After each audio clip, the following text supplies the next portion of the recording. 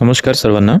बघा भावांनो, ॲक्च्युली मी शहरात म्हणजे माझ्या गावापासून शहराकडे जात असताना मला एक असा मुलगा भेटला. सकाळची वेळ होती. असा मुलगा भेटला की ज्याच्या अंगामध्ये फक्त बनेल आणि शॉर्ट पॅन्ट होता आणि थंडीची वेळ होती. तर मला खूप म्हणजे ॲक्च्युली कसं तरी वाटलं की एवढ्या थंडीमध्ये बा हा छोटा मुलगा कसं काय सहन करतोय. तर मी त्याला विचारलं आणि आपल्या गाडीवर घेऊन त्याला मदत केली. आता ॲक्च्युली कसं काहींना प्रूफ पाहिजे नसतं आहे की नाही.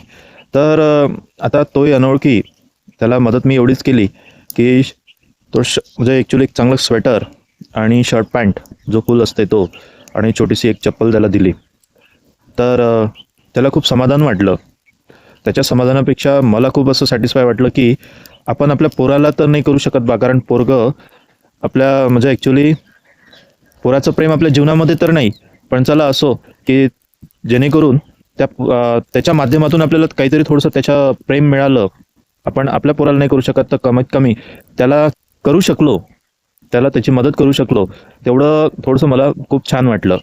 तर त्या पोराचा म्हणजे पोराला ते मिळाल्याच्या नंतर त्याच्या चेहऱ्यावर बी खूप आनंद होता आणि एवढ्या मोठ्या या थंडीच्या याच्यातून त्याची सुटका केली. कारण एवढ्या थंडीमध्ये बनेलीवर असणं आणि फिरणं योग्य नाही वाटलं मला.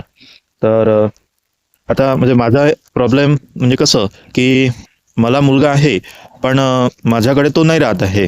जवळपास जन्म झाल्याच्या नंतरच लगेच 4-5 वर्ष झाले. मला तर त्याचं प्रेम नाही मिळत आहे. तर मला वाटतंय की मला त्याचं प्रेम मिळावं, तो माझ्याजवळ असावा असं मला सुद्धा वाटतं. पण असो, त्या दृष्टिकोनातून चला मग माझा पोरगा म्हणूनच मी त्याला ती मदत केली.